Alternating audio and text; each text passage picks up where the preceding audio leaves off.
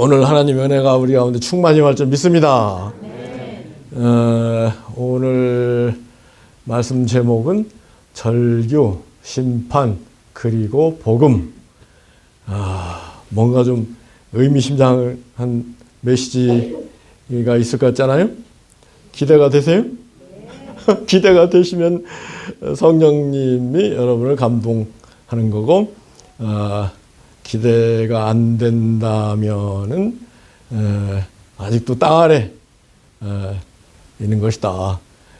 제가 늘 말씀드리지만은 변화산상 위에 올라온 새 제자가 우리 모두에게 원합니다. 뭔가 기대. 저런 설교 제목 봤어요?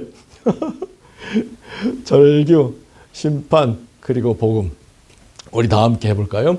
절규, 심판, 그리고 복음. 절규가 뭔지 아시죠? 절규. 절망 가운데 울부짖는 게 절규죠. 왜 절망 가운데 울부짖어요? 심판. 그 자체가 심판입니다. 그리고 복음. 만이 그 해답인데, 그래서 제가 오늘 여러분들과 함께 나누기를 원하는 진리 메시지 5가지를 먼저 정리를 해봤는데요. 복음 없이 심판 가운데 절규하는 인생들. 다 함께 선포할까요? 복음 없이 심판 가운데 절규하는 인생들. 정말 오늘 침례반 2분 간증 가운데에도 복음 없기 때문에 심판 가운데 절규하는 그런 삶을 살아온 것을 우리가 볼 수 있잖아요. 지금 우리가 교회에 다니고 있지만 교회에 다니면서도 우리 정혜찬 형제 교회 안에서도 복음을 못 만나면 절규하잖아요. 이게 복음을 만나는 게 해답이다. 할렐루야. 그래서 우리 지난주 설교, 참 제가 여러 가지 은혜를 받았는데, 복음을 꽉 잡아야 된다. 복음을 꽉 잡자. 시작. 복음을 꽉 잡자. 할렐루야. 복음을 꽉 잡는 게 해답이에요. 그 다음에 2번째, 제가 함께 나누기로 하는 메시지는 복음 안에서 심판을 이기고 자랑하는 그리스도인. 다 함께 선포할까요? 복음 안에서 심판을 이기고 자랑하는 그리스도인. 오늘 간증한 2분도 복음 안에서 심판을 이기고 자랑하잖아요. 할렐루야. 그 큰 자랑이 점점 더 풍성하고 더 강력하고 더 확실해지기 바랍니다. 자랑한다. 어떻게 생각하세요? 자랑한다. 자랑한다. 한 달 전에 어느 교회에 가서 설교를 듣는데, 사랑은 자랑하는 것이다. 그러세요? 근데 익숙하지 않죠. 사랑은 자랑하지 아니하며. 그게 익숙한데, 사랑은 자랑하는 것이다. 자꾸 그러세요? 그래서 저거 아닌 것 같은데, 근데 계속 메시지를 들어보니까, 우리가 예수님을 사랑하면 예수님을 자랑합시다. 그게 메시지예요. 맞다. 자기 자신을 자랑해서는 안 되겠지만은 예수님을 자랑하는 것이 예수님을 사랑하는 것이다. 할렐루야. 그런데 누가 그런 자랑을 할 수 있어요? 복음을 꽉 잡고 있는 사람, 복음 안에 있는 사람, 복음 안에서 심판을 이기고 자랑하는 그리스도인들이 다 되기 원합니다. 그런데 저렇게 메시지를 정리하고 보니까 딱 떠오른 말씀이 3번, 긍휼은 심판을 이기고 자랑하느니라.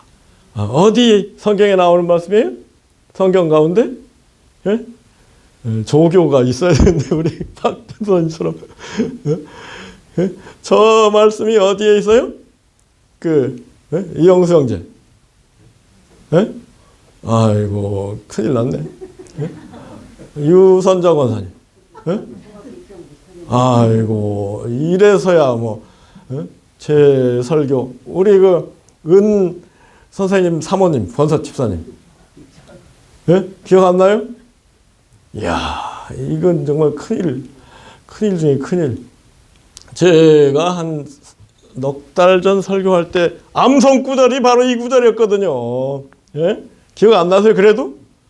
아이고 긍휼 없는 자에게는 긍휼 없는 심판이 있으니 긍휼은 심판을 이기고 자랑하느니라. 기억나요 이제? 야고보서 2장 말씀이죠.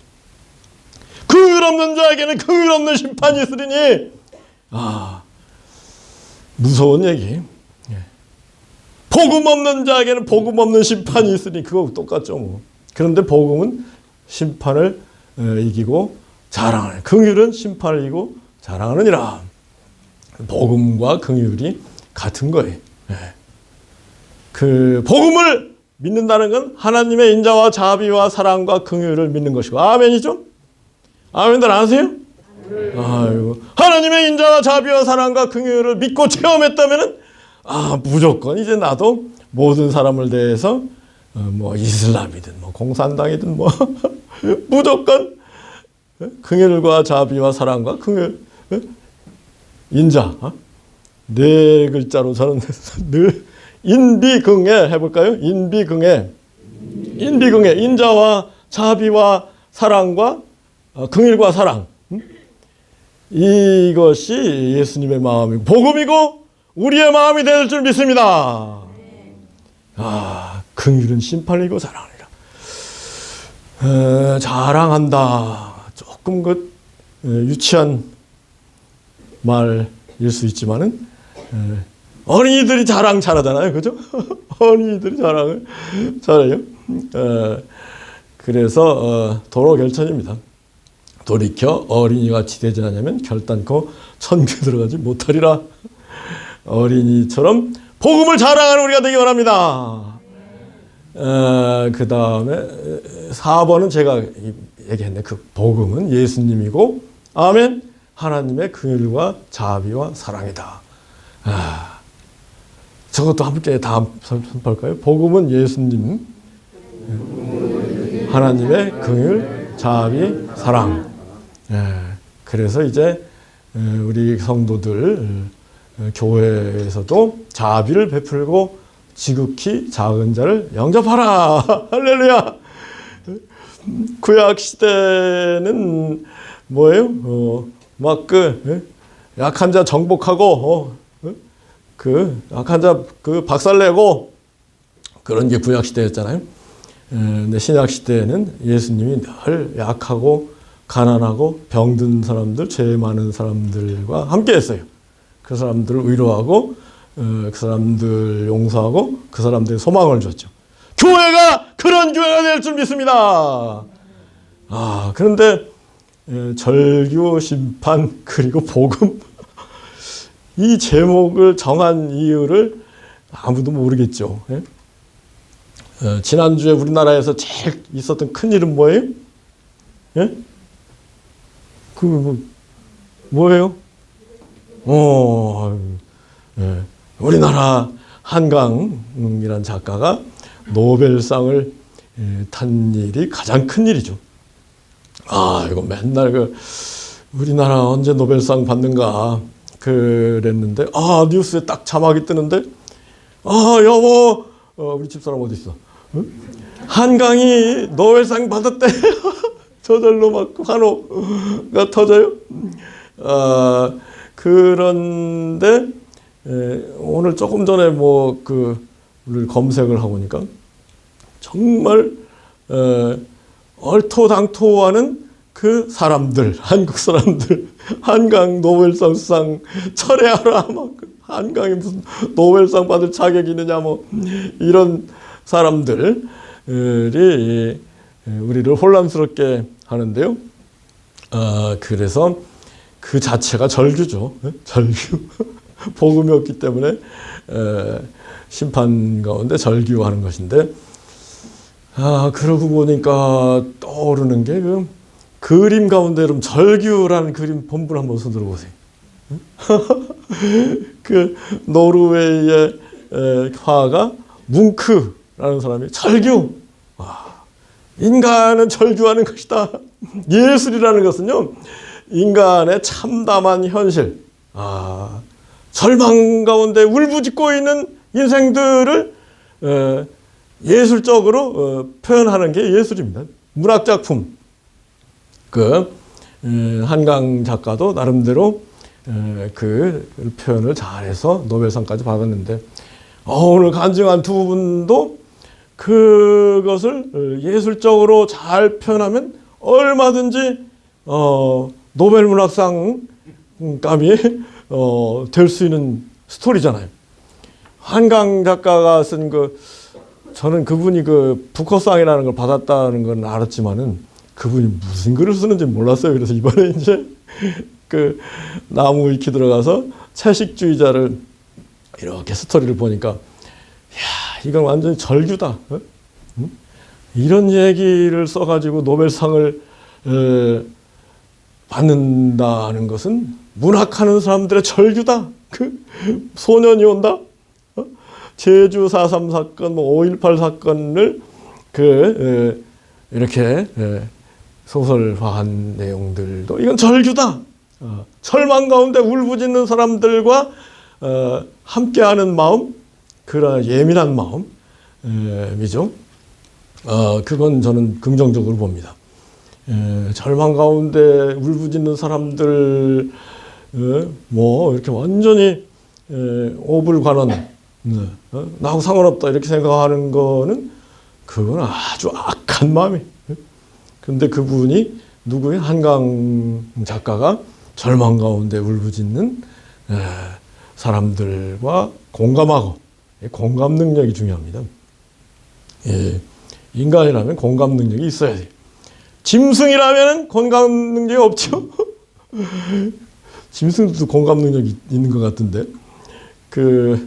인상적인 장면이 코끼리가 죽어가는 사자 새끼를 자기 코로 들어다가 살도록 이렇게 만들어주는 짐승을 우리가 무시할 게 아니야.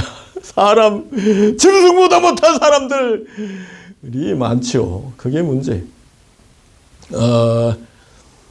그래서 저는 한강 작가가 노벨상 탄 거는 그분이 문학가로서 충분한 열심과 전문가로서의 그런 노력을 했고, 또 그분 아버지 이름이 한승원 소설가.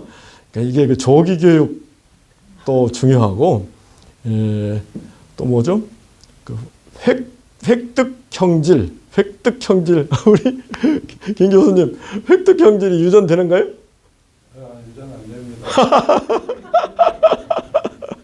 획득형질이 유전이 된다 안 된다 두 가지 설이 있는데, 저는 좀 유전되는 측면, 그러니까 이제 가정 분위기 그런 것 때문에 좀 더 유리한 그런 상황에 가고, 그래서 획득형질이 좀 유전되는 것처럼.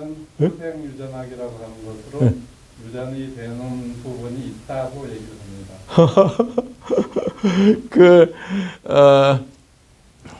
아버지가 유명한 이상문학상 하면 우리나라에서 굉장한 큰 상이 문학상인데, 부녀가 그걸 받았다는 것도 유명하고, 그리고 채식주의자를 번역한 영국의 번역가를 아주 잘 만났어요. 여러 가지로 노벨 문학상을 대충 우연히 받겠습니까? 여러 가지로 이렇게 저렇게 X, Y, Z 뭐가 맞아가지고 노벨 문학상을 받은 건데, 그거를 좌냐 우냐 이런 측면에서 이렇게 좌쪽에서는 막 환호하고, 우쪽에서는 아이고 좌쪽이 저것 때문에 살 팠났네 기분 나쁘네 이렇게 평가하고 생각하는 건 이건 아주 유치한, 수준 낮은 생각이에요. 문학은 문학으로서, 예술은 예술로서 우리가 생각해야죠. 그러면서 그 한강 작가가 이 노벨상 수상 관련한 인터뷰를 하지 않는다. 인터뷰를 하지 않는 이유는 그 이스라엘과 하마스의 전쟁, 러시아와 우크라이나 전쟁 가운데 사람들이 죽어나가는데 내가 인터뷰를 하겠느냐. 이걸 보더라도 이분의 심성이 착하고 굉장히 예민한 그런 분이라고 평가할 만하다. 저는 그렇게 생각합니다. 그런데 정작 아이고 채식주의자에 나오는 얘기들은 모르겠더라. 하여튼 한 5년 전에 SBS에서 그 인터뷰를 하는데 상대방이 한강 작가 아이고 이런 글을 어떻게 읽어요? 읽기 싫어요. 괴로워요. 그랬다는 거니까 이게 얼마나 괴로운 얘기인지 아이고 그 줄거리 자체를 읽을 필요는 있는데 읽는 자체가 괴로운 일이야. 아이고 그걸 보면서 이 복음 없이 심판 가운데 절규하는 것이 인생이다. 그런데 과연 교회에서 복음을 잘 가르쳐가지고 복음 안에서 심판을 이기고 자랑하는 그리스도인들을 만들어주고 있느냐. 오늘 나중에 간증한 형제 벌써 그게 아니잖아요, 그죠? 그래서 이게 교회가 바로 되는 게 중요한데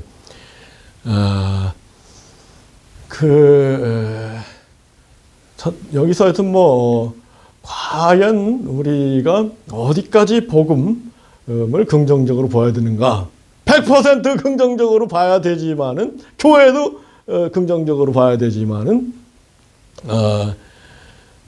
결국은 복음을 얼마나 그 교회에서 받아들였느냐, 그 교회에서 선포되는 복음을 얼마나 그 성도가 꽉 잡고 있느냐, 거기에 비례해서 자유와 해방, 초월과 탈출 가운데 심판을 이기고 자랑하는 사람이 될 수도 있고 안 될 수도 있다. 이게 제 70평생 또 40평생 40년 가까이 교회 다니고 20년 가까이 담임 사역을 하면서 내린 결론입니다.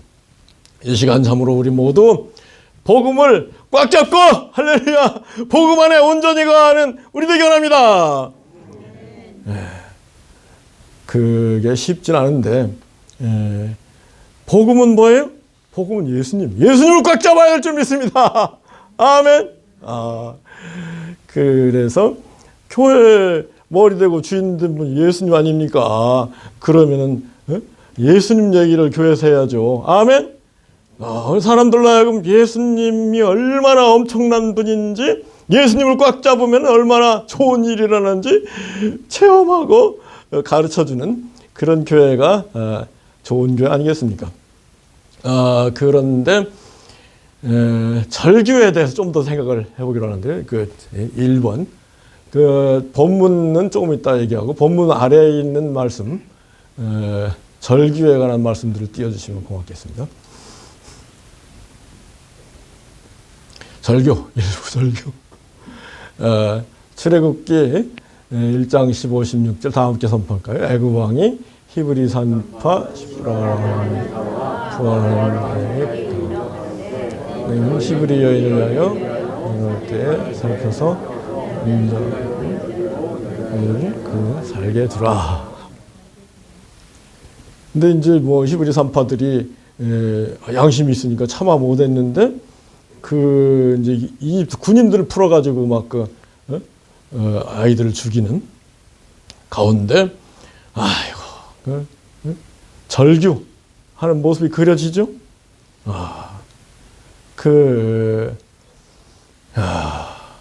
인간의 역사라는 게 절규의 역사입니다. 그 다음에 두 번째 말씀 사무엘하 18장 33절 다 함께 선포할까요?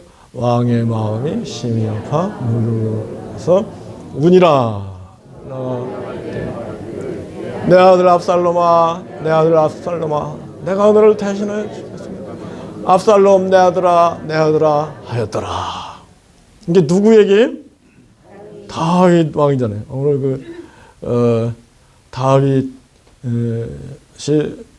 사울을 살려주는 장면에서 감동받은 분한테는 뭐 다윗의 전체를 봐야 된다, 그런 얘기를 하고 있습니다. 다윗이 실수해서 결국은 막 집안에 온갖 우환이 펼쳐지잖아요. 그러다가 압살롬처럼 잘생긴 사람이 없었다. 그래서 다윗이 자기 아들 압살롬한테 내가 왜 그렇게 하였느냐 한 적이 없었더라. 그렇게 좋아하고 사랑하던 아들이 반란을 일으켜가지고 그 장군 요압의 창에 찔려 죽었어요. 그러니 다윗이 절규하는 거죠. 절규. 하나님만 믿는 사람들은, 구약만 믿는 사람들은 저는 절규가 자주 일어난다는 생각입니다. 지금 이스라엘, 하마스, 또 구약을 믿는 이슬람, 유대교 절규하잖아요. 신약 예수님을 믿어야 될 줄 믿습니다. 예수님을 붙잡아야 될 줄 믿습니다. 할렐루야. 절대 여러분 그 구약 얘기는요, 신약의 뭐예요? 그림자, 예표, 예고편입니다.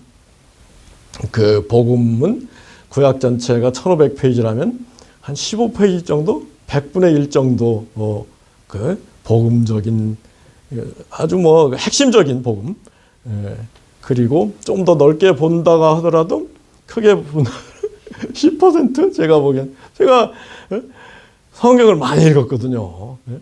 전체적으로 종합적으로 막 이렇게 볼 때 구약 가지고는 구원이 없어요. 구약은 오히려 심판을 자초하고 심판의 직면에서 절규하게 만드는 게 구약. 구약 얘기가 전부 절규하는 얘기 아닙니까? 그 다음에 세 번째, 예레미야 39장 1절 다 함께 한번.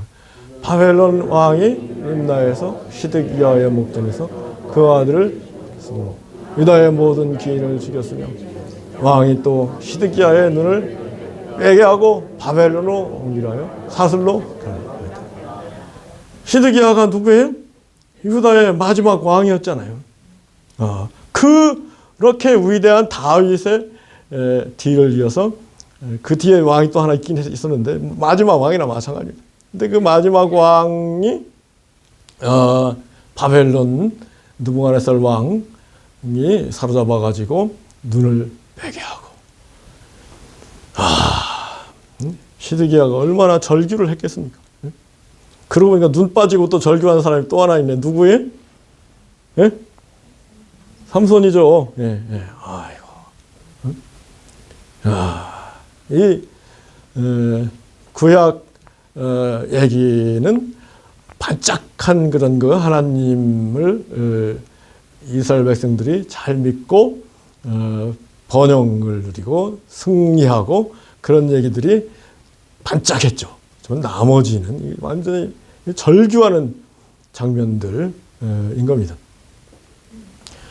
그 절규에 관한 얘기 다음에 우리 그 신 간사님 그 뭐죠? 그 제가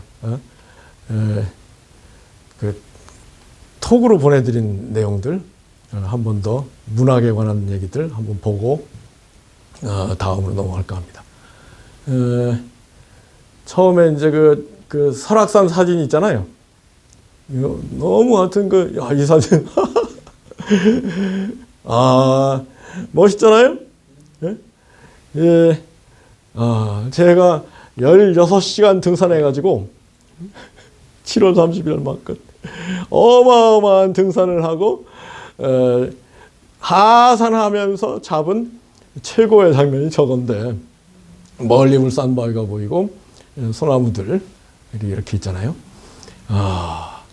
근데 절대 등산은 날씨가 환한 날씨에 등산을 해야 되고 구름 낀 날씨에 가야 뭐 보이는 게 없어요. 그리고 관광, 그렇지. 관광은 뭐예요? 빛을 보는 거예요. 빛의 정도, 방향이 절대로 경치를 좌우합니다. 예. 저 광경은 올라갈 땐 볼 수가 없어요. 왜냐하면 역광이 돼가지고 저 모습이 나타나잖아요. 내려올 때 이제 동해 쪽으로 내려갈 때 이제 빛이 뒤에서 비춰주니까 저 모습이 떠오르는 건데, 왜 저 사진을 제가 여러분들한테 말씀드리면 너무 참담한 얘기들이 많아가지고 인생이 꼭 참담한 것은 아니다. 그 16시간 등산하고 내려오는데 완전히 뭐 기진맥진, 아침 4시 반에 일어나서 숙소에 들어오니까 11시든가요. 그래가지고 뭐 피곤하기 짝이 없는데 제가 하루에 하나님께 해야 될 숙제를 딱 정해놨더니 뭐예요? 예? 찬송가를 50곡을 부르는 게 제 숙제잖아요. 내려오면서 그래도 숙제는 해야지 하고 이제 대산을 넘어 헝곡에 가도 빛 가운데로 걸어가면 주께서 항상 지키시기로 약속한 말씀 편지한데 하늘의 영광 나의 마음속에 차고도 넘쳐 할렐루야를 힘차게 불러 영원히 주를 찬양하리 막 찬송가를 불러내. 저게 태산이죠 뭐. 태산보다 높아요 설악산이. 헝곡에 가도 헝곡 천불동계곡이 얼마나 헝곡이. 그런데 찬송을 부르기 시작하니까 막 피곤한 게 다 나라고 힘이 나는데 깜짝 놀랐습니다. 이야, 이 찬송 속에 그 성령님이 계시고 생명이 있구나. 할렐루야.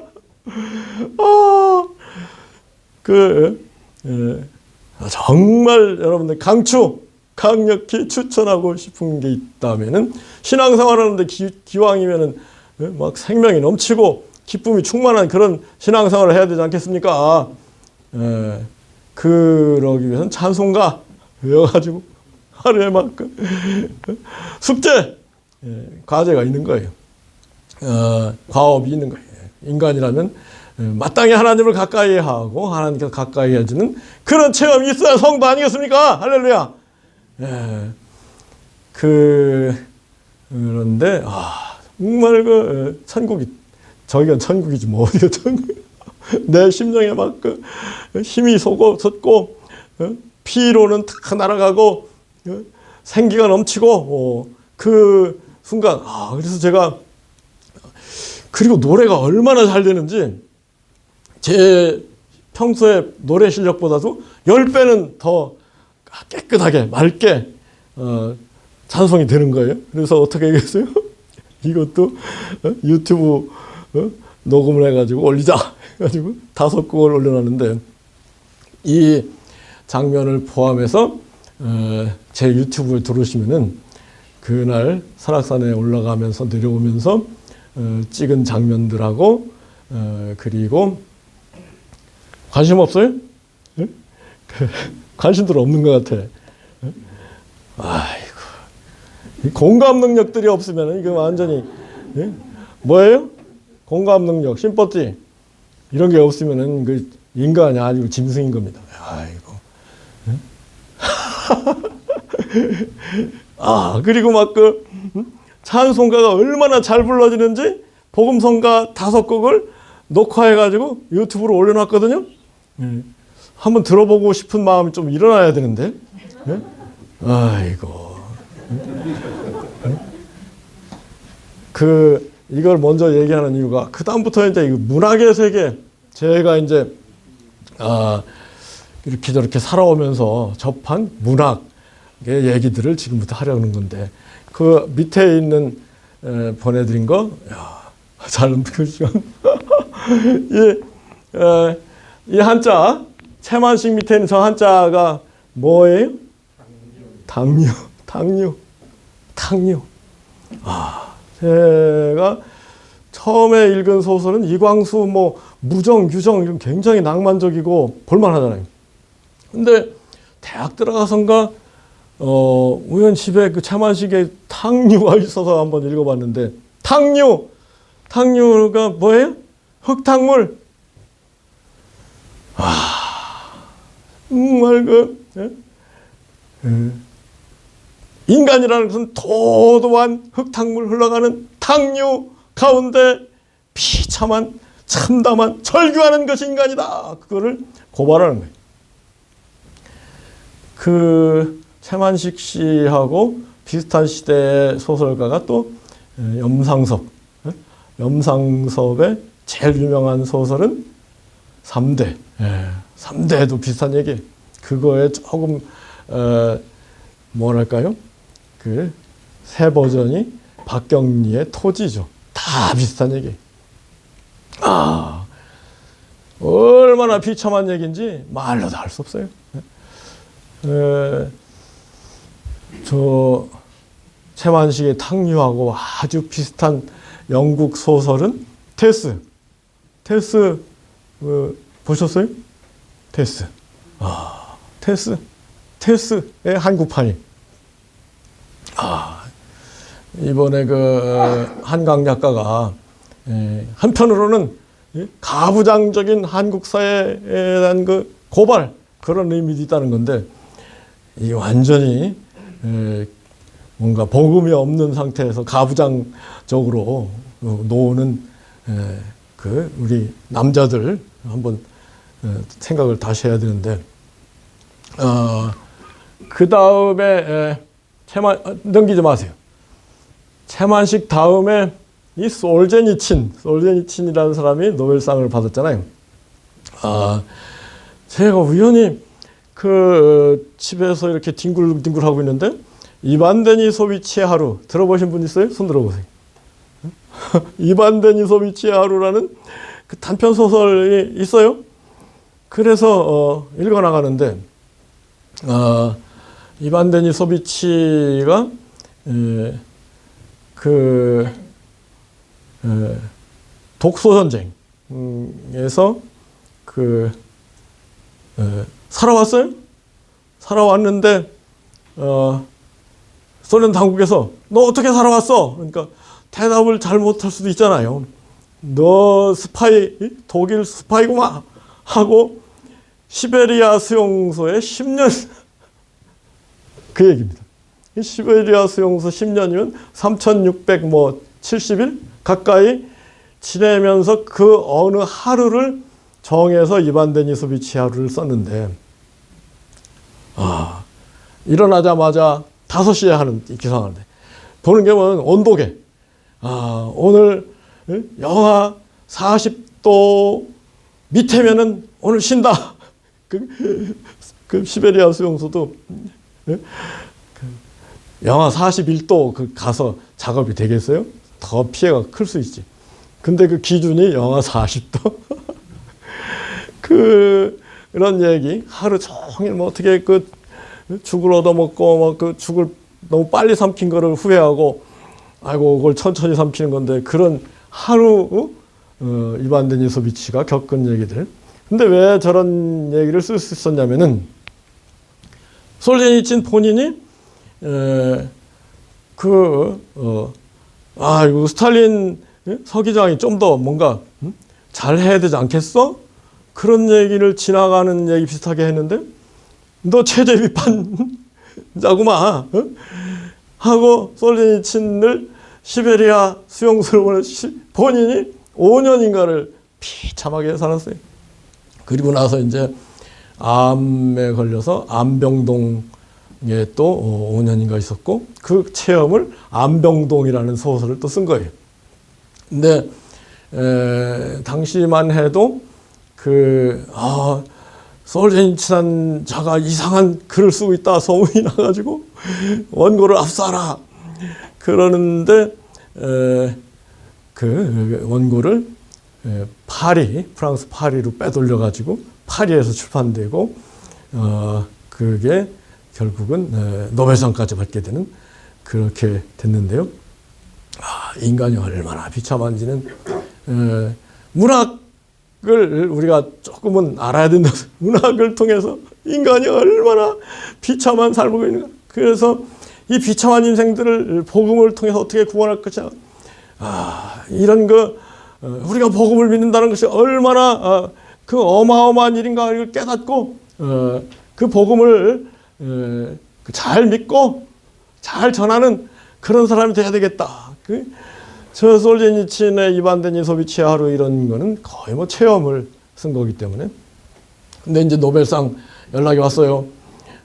그러니까 솔제니친이 아이고 나 같은 거한테 노벨상 준다니 고마워요 그랬는데 그 얘기 했다고 소련 당국에서 너 노벨상 받으러 가면은 그때 끝이야 이제 협박해가지고 가지도 못했어요. 그리고 비참하게 지내다가 견디지 못해가지고 미국으로 망명해서 미국에서 그 솔제니친이 야 러시아 소련 인민들이여 우리 살 길은 복음뿐이요 예수 믿으시오 그렇게 하고 다니는 거야. 그러니까 기독교의 노벨상은 뭐예요? 템플튼상이라고 상금이 비슷합니다. 거의 템플튼상을 솔제니친이 받았어요. 그리고 나서 이제 고르바초프 개혁 개방 때 돌아가서 옐친이 대통령으로 당선됐는데 옐친이 제대로 하겠지 했는데 옐친이 알코올 중독자 헬렐레 하는 거 보고 야 옐친이 막 최고의 훈장 상을 준다고 하는데 너한테 안 받아. 그러다가 이제 그 푸틴이 등장했잖아요. 그러니까 푸틴이 아주 뭐 과단성 있게 뭐 질서를 파졌고 그러니까 솔제니친이 푸틴이 제일이다 하고 죽었어요. 근데 지금 어떻게 됐어요? 이 솔제니친의 최후의 실수, 푸틴을 찬양한 그거가 돼버렸어요. 우리 인생들 비참하죠. 판사, 변호사, 교수면 안 비참할 것 같아요. 들여다보면 비슷해요. 큰 차이 없어요. 그런데 제가 법원 쪽은 깊이 들여다봤잖아요, 그죠? 법원 쪽은 깊이 들여다봤는데 법원도 여전히 탕류가 막 도도히 흐르고 있더라. 그래서 이런 법원은 안 됩니다. 이런 얘기를 제가 하기 시작했거든요. 그랬는데 뭐가 안 돼? 너가 뭐가 안다고? 정면으로는 얘기해. 정면으로는 다 언론이나 후배들이나 다 지지해요. 정면으로 얘기하는 사람들. 근데 뒷전에 앉아가지고 제 욕을 막 하는 거예요. 그래서 제가 법원에 더 이상 근무를 안 하고 튕겨 나와서 이제 변호사를 하고 할렐루야 변호사 하면서 자유롭게 전도하다가 이 전도사가 되고 목사까지 됐어요. 이거는 정말 신의 한 수라고 하는 거예요. 하나님께서 저를 그렇게 인도하신 거예요. 그 저를 따라다니던 그 후배들 가운데 저를 따라서 사표낸 분들이 있는데 그분들이 지금 그런 얘기해요. 야, 내가 윤 판사 따라와서 그래도 이렇게 평안하게 살지. 만약에 내 식대로 했으면 나도 양승태하고 같이 감옥에 갔을 텐데 그런 후배가 있을 정도예요. 한마디로 법원 탕류, 교회는 탕류가 아닐까요? 교회 정도의 문제지만 인간들의 교회도 굉장히 탕류가 제가 이제 변호사로서 또 옛날 판사로서 교회 문제들을 핸들링을 하거든요. 보면은 뭐 서로 막 싸우고 갈라서고 그러면서 막 절규하는 그런 성도들을 많이 만났어요. 우리 교회는 거꾸로 연합해가지고 절규 대신에 환호하고 자랑하는 낮은 마음 하나교회가 된 줄 믿습니다. 그래서 우리 교회가 중요해요. 우리 교회가 우리가 연합하게 된 계기는 제가 이런 교회의 문제들 해결하는 길이 우리 하선생님, 박전사님처럼 그 자비량 사역, 자비량 하니까 무슨 욕심이 있겠어요. 그 전문인, 양식 있는 전문인들의 자비량 사역이 희망일 수 있다. 그래가지고 만나서 연합까지 왔거든요. 할렐루야. 모든 영광을 우리 하나님 아버지께 돌립니다. 그 다음에 그 얘기 해야 돼. 여러분들 그 인생이 힘들죠. 힘들면은 이 이반된 이소비치의 하루를 생각해야 돼. 그냥 뭐 말 조금 잘못했다고 10년을 끌려가서 그 비참하게 급여가 뭐가 있습니까? 죽어라. 그 절반이 죽어나간다는 거예요. 노동력을 바친 인생들이 지금도 북한에 있잖아요. 그죠? 참, 이건 비참한 일인데, 여하튼 그런 인생들에 비하면, 조금, 그 고생도 천국일 수 있다. 그런 상대적인 비교를 할 줄 알아야 된다고 생각합니다. 그 다음에 이제, 그 다음 화면에 보면은, 이게 뭐, 그 가운데 있는 게 저기 해밍웨이, 노인과 바다 얘기를 써서 해밍웨이도 노벨상 받았잖아요.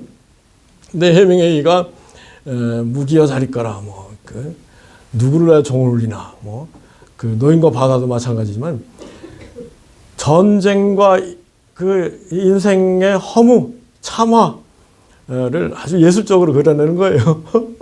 문학가들은 아주 그걸 예민하게 이렇게 그려내서 사람들 마음을 후빈다고 할까요? 제 설교가 여러분들 마음을 후비는 경우가 많잖아요.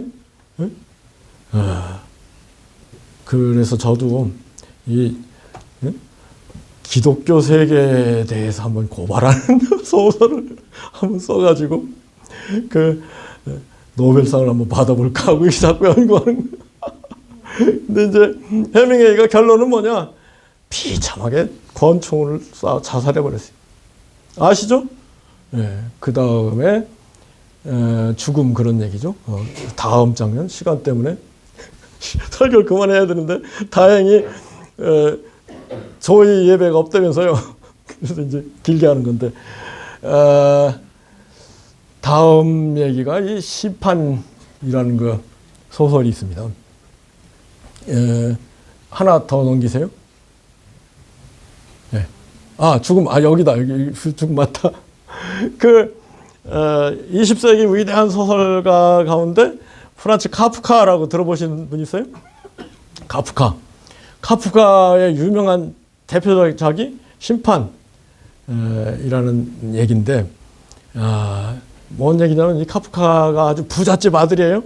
무려 형이 둘인가 있었는데 죽고 자기 혼자 남았는데 아버지가 훈련을 강하게 시키려고 한 거겠죠. 맨날 아버지가 쫑코 뭐 이거 막 그 조인트 까고 그래가지고 막 비참한 인생을 소설로 표현한 거예요. 뭐라고 표현했느냐? 어떤 사람이 자기가 무슨 죄를 지은지도 모르고 법정에 끌려가게 됐다. 무슨 얘기인지 모르고 재판을 받았다. 사형 판결을 받고 개처럼 죽었다. 저게 프란츠 카프카의 심판의 스토리예요. 그게 뭐예요? 내가 왜 이 세상에 태어나가지고 저런 아버지를 만나서 이렇게 고생을 해야 되는지 나는 모른다. 그리고 내가 개처럼 죽는구나 하고 실제로 개처럼 죽었어요. 이게 인생입니다. 복음 없는 인간들의 모습이죠. 너무 어두운 얘기들을 많이 해서 참 대단히 죄송합니다. 여기에서 제가 준비한 성가 듣고 밝은 얘기 하고 마치도록 하겠습니다.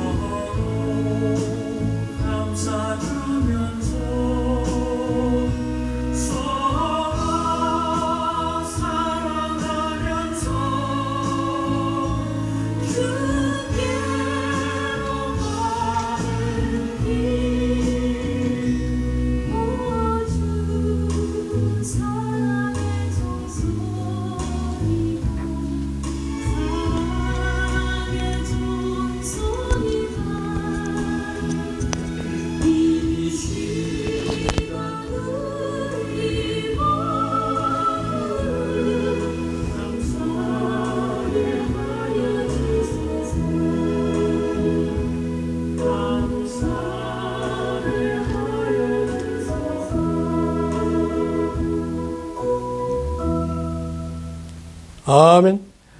최고의 신앙의 최고봉은 찬송 속에 있습니다. 오늘 간증하신 분도 찬송 가운데 힘을 얻었다고 말씀하시는데, 요즘은 얼마나 좋은 시대를 우리가 살고 있어요. 유튜브 검색만 하면 막 그 정말 천국의 찬송가가 막 쏟아져 나오거든요. 정말 그 찬송을 듣고 부르고 사랑하는 가운데 탕류를 헤쳐나가는 우리가 되기 원합니다.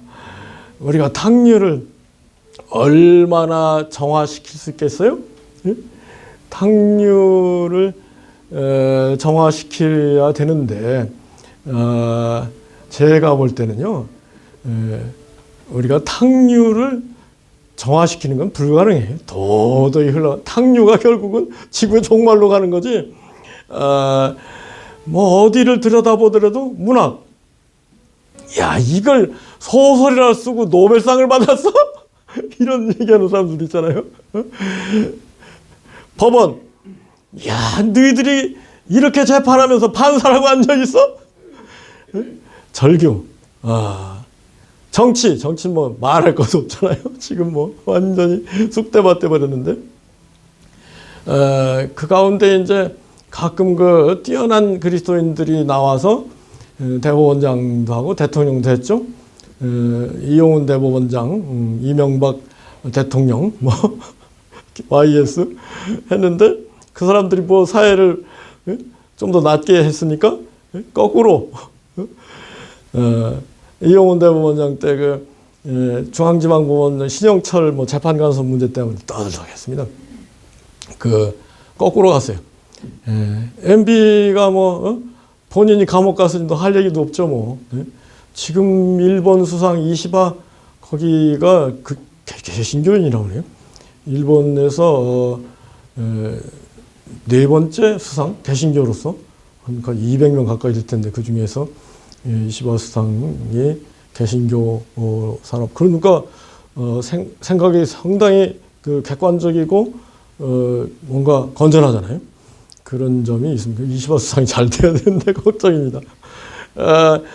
그래서 어떻게 우리가 그러면 그리스도인으로서 탕류를 헤쳐나갈 것이냐. 그거는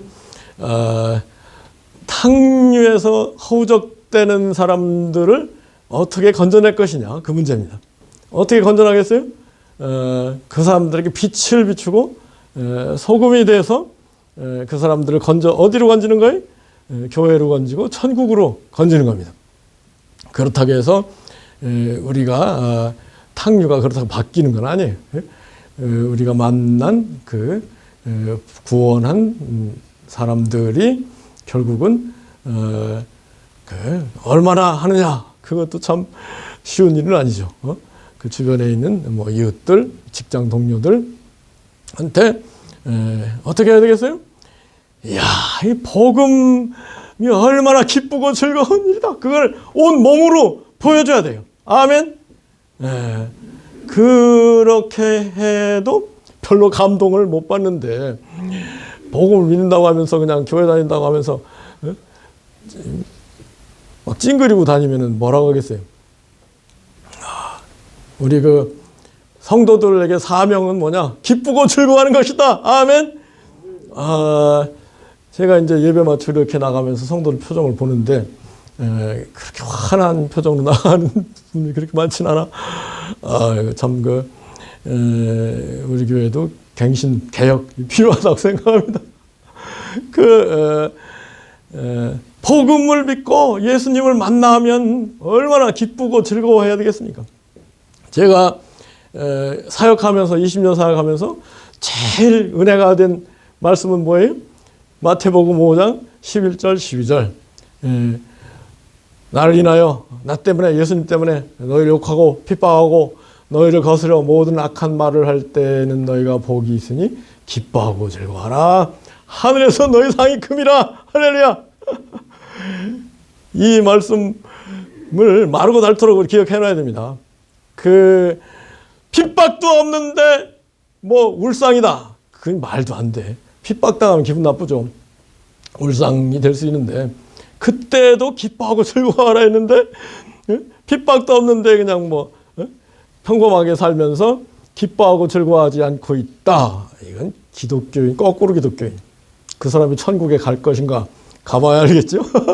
그 심판 2부가 이제 심판인데 우리 그리스도인들에게도 심판이 있습니다. 2부는 뭐 그냥 넘어가기로 하죠.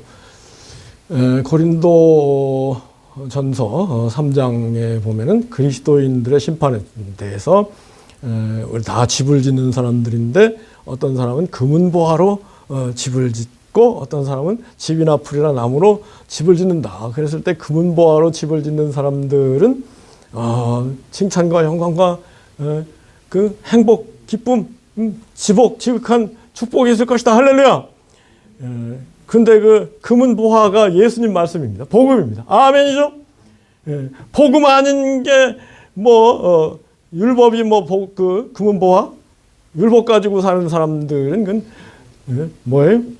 집이나 풀이나 나무로 집을 짓고 세상에서 막 승리하고 정복하고 멸망시키고 막 내가 승승장구하고 올라서고 그런 그리스도인들이 구약적 율법적인 그리스도인들이 있을 수 있죠. 근데 그런 그리스도인들은 혼난다고 되어 있는 거예요. 이게 사도 바울이 본 심판의 기준인데 그래서 우리 복음을 꽉 잡아야 돼요. 아멘. 예수를 꽉 잡아야 돼요. 그래서 한번 복음 금방 끝내도록 하겠습니다. 예수님의 모든 말씀이 복음이에요. 할렐루야. 예수님이 어마어마한 말씀들을 해놨거든요. 그런데 깨닫기가 어렵고 실천하기는 더 어려우니까 예수님 말씀보다는 좀 쉬운 구약으로 자꾸 돌아가고 세상으로 돌아가고 그러는데 그건 그러면 안 됩니다. 우리가 예수님으로 말미암아 예수님의 십자가 보혈로 죄사함을 받고 천국을 믿고 소망하게 됐으니 예수님을 꽉 잡아야 되지 않겠습니까? 예수님 말씀을 꽉 잡아야 될 점이 있습니다. 예수님 말씀이 왜 복음인지 그 다음 3부 예수님 말씀 밑에 말씀 볼까요? 넘어가세요. 복음만이 살피지 복음을 꽉 잡지 않은 사람들은 심판 가운데 설교할 수밖에 없어요. 그 말씀이 안 뜨죠? 그 마태복음 16장 함께 읽을까요? 시몬 베드로가 대답하되 준 그리스도시요 살아계신 하나님의 아들이시니다. 주님께 칭찬받았잖아요. 바오나 시몬아 복이 있다. 이 만성의 내 교회를 그 다음 말씀. 그런데 이제 예수님이 이제 십자가를 칠 것을 얘기하니까 베드로가 아니 예수님이 십자가를 지면 우리는 어떻게 됩니까? 십자가 지면 안 됩니다 하다가 그 예수님이 금방 또 넌 하나님의 일을 생각하지 않고 사람의 일을 생각하는 사단이 됐구나. 사단아 내 뒤로 물러서라. 그래서 우리 신앙생활하면서 별 수 없어요. 우리도 사단짓 하다가 하나님 천사짓 하다가 왔다 갔다 하는 건데 예수님을 꽉 잡으면 꽉 잡을수록 천사의 자리에 서게 된 것을 깨닫게 합니다. 이 말씀 중에서 꽉 잡아야 될 말씀은 24절 다 함께 선포할까요? 이에 예수께서 제자들에게 이르시되 아무든지 나를 따르려거든 자기를 부인하고 자기 십자가를 지고 나를 이게 복음 중에 복음. 요한복음 3장 16절만 복음인가요? 예수님을 따라서 예수님을 꽉 잡고 영생 천국을 누리기 위해서는 자기 부인이 돼야 돼요. 자존심이 살아있고 자기가 살아있고 천국에 자기가 살아있을까요? 자기 부인된 사람들이 천국에 가기 때문에 자기 오늘 그 찬송가 이따 부르겠지만 세상과 나는 간 곳 없고 구속한 주만 보이도다. 그게 천국이에요. 아멘. 자기 부인이 돼야 돼요. 십자가를 지고 희생하는 섬기는 그러한 사람. 이게 복음이에요. 지난 주 설교 때 그러시잖아요. 믿음과 순종은 같은 것이다. 요단강에 뛰어들었을 때 요단강이 갈라지지 않았느냐. 기억나세요? 그 순종하는 거예요. 순종할 때 그 요단강이 갈라지고 천국을 체험하게 되는 거죠. 그 다음 복음 말씀 마가복음 1장 단도직입적으로 하나님의 아들 예수 그리스도의 복음의 시작이다 그러잖아요. 네. 굉장히 중요한 말. 하나님의 아들 예수 그리스도 복음의 시작이다. 네? 그러면은 복음서를 믿고 복음서에 막 철저하게 꽉 잡고 복음 안에 거하는 그 사람이 예수를 믿는 사람이에요. 진정한 성도, 진정한 구원받을 자격이 있는 사람이죠. 복음, 예수님 말씀 제쳐놓고 이것저것 한다? 복음 안에 거하는 것도 바쁘고 힘들고 어려운데 언제 그 모세 오경 막 마르고달토록 하겠어요? 한번 참고적으로 이렇게 읽으면 돼, 구약을. 그 다음에 누가복음 6장 36, 38. 단도직 복음. 너희 아버지의 자비하신 같이 너희도 자비하라. 할렐루야. 하나님의 자비하신 같이 너희도 자비하라. 이게 복음입니다. 어떤 사람이 절망 가운데 울부짖고 있는데 그냥 지나친다? 이거는 선한 사마리아인 비유에서 나오는 레위인하고 제사장이 지금 한국 교회에 더 많지 선한 사마리아인이 더 많겠습니까? 교회는요 절대 강도 만난 이웃을 어떻게 돌볼 것인가, 낮고 가난한 병든 사람들을 어떻게 돌볼 것인가, 거기에 초점. 예수님이 그러셨잖아요. 할렐루야. 그런데 그런 일을 하기보다는 비비정정 뭔 얘기야? 받자는 비판하지 말고 정죄하지 말아라. 네 비판은 비판받을 것이고 정죄는 정죄받을 것인데 교회 이렇게 움직이는 걸 보면 비비정정하는 경우가 너무나 많아요. 아이고. 38절 제가 굉장히 좋아하는 말씀 함께 선포할까요? 주라 그러면 너에게 줄 것이니 곧 후이 되어 누르고 흔들어 넘치도록 하여 너에게 안겨주리라. 너희의 회름을 도로 받을 것이니라. 아멘. 이건 말할 필요도 없어요. 그 다음 복음 요한복음 1장 12, 14절 그 영접하는 자, 그 이름을 믿는 자들에게는 하나님의 자녀를 드는 권세를 주셨다. 예수님을 영접해야 돼요. 아멘이죠? 예수님을 영접한 사람이 하나님의 아들인 거예요. 예수님 잘 모르면서 하나님의 자녀가 될 수가 없어요. 유대인들, 이슬람인들이 하나님 스스로는 뭐 그럴지 모르겠지만은 예수님을 영접하고 예수님의 사랑 가운데 사는 사람이 그 사람이 진정한 하나님의 아들이고 그 사람이 천국에 갈 자격이 있는 거예요. 할렐루야! 그 다음에 그 영접하는 일이 굉장히 중요해요. 사실은 내가 이 영접을 주제로 해서 설교를 준비했었는데 여러분 예수님을 영접해야 될 줄 믿습니다. 아멘이죠? 예수님 뭐라고 하셨어요? 의인을 영접하는 사람은 의인의 상을 받을 것이고 선지자를 영접하는 선지자의 상을 받을 것이다. 어린이를 영접하라. 지극히 작은 자를 영접하라. 할렐루야! 이게 영접이 안 되면 영접의 반대는 배척하는 거죠. 배척하면 무서운 일이 생깁니다. 그건 제가 하여튼 체험적으로 많이 체험을 했어요. 무서운 일이 생겨요. 여러분 인생이 아직도 복음 안에서 심판을 이기고 자랑하는 인생이 아니고 참담한 가운데 절규하고 있다면 그거는 여러분이 지극히 작은 자를 무시했기 때문에 그래요. 지극히 작은 자가 예수님인데 예수님 무시하고 행복하게 바랄 수 있겠어요?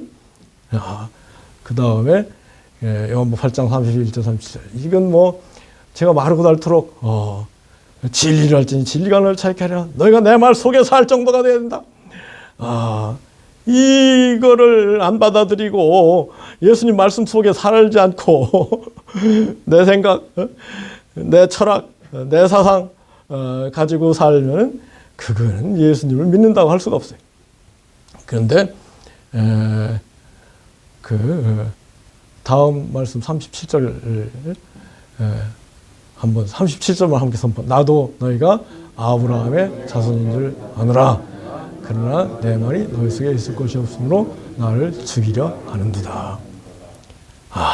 예수님이 희생의 제물로 와서 종이 되셔가지고 모든 일을 하고 계시는데 예수님을 핍박하고 멸시하고 박해하고 배척하고 하는 그 사람들이 왜 그렇게 하느냐? 왜 그래요? 내 말이 너희 속에 있을 것이 없구나. 여러분도 마찬가지.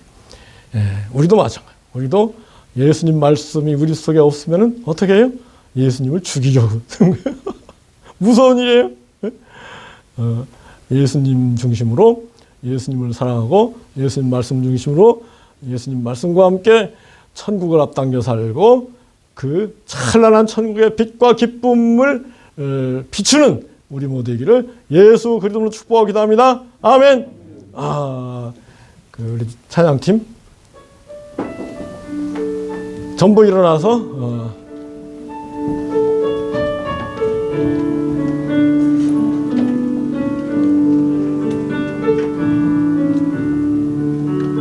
예수로 나의 구주 삼고 성령과 피로써 거듭나니 이 세상에서 내 영혼이 하늘의 영광 누리도다. 이것이 나의 간증이요 이것이 나의 찬송일세. 나 사는 동안 끊임없이 구주를 찬송하리로다.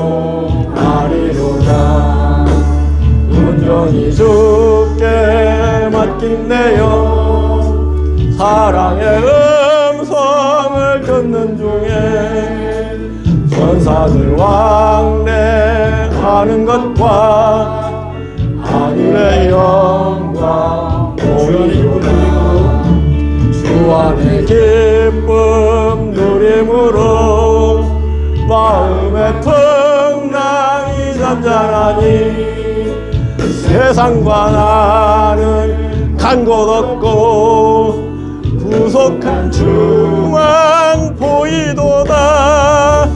이것이 나의 간증이요 이것이 나의 찬송일세.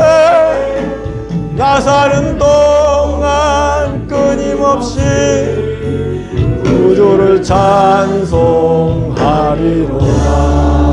아멘. 기도합시다. 살아계신 하나님 아버지, 우리를 불쌍히 여기셔서 예수님을 보내시고 예수님을 통해서 구원의 길, 천국의 길, 영생의 길을 주셨건만 우리는 예수님보다 세상의 종교, 세상의 철학, 세상의 가치관, 사람들의 생각, 사람들의 말을 더 좋아하는 우리들을 회개하고 이제후로는 참으로 우리의 생명이신 우리의 천국이신 예수님을 꽉 잡고 전진하기 원합니다. 이 일이 우리 자신의 힘으로 능으로 되지 않고 오직 성령으로 되는 성령님 우리를 깨우쳐 주시옵소서. 성령으로 충만하기를 원합니다. 성령을 부어 주시옵소서. 예수님 이름으로 기도합니다. 아멘. 이제는 우리 주 예수 그리스도의 놀라운 은혜와 우리 하나님 아버지의 만극하신 사랑과 성령님의 뜨거운 감화 감동, 임재, 위로, 교통, 역사, 충만하심이 우리 모두에게와 모든 성도들, 가족, 친지들 위해 언제나 어디서나 영원토록 함께 하시기를 간절히 축원하옵나이다. 아멘.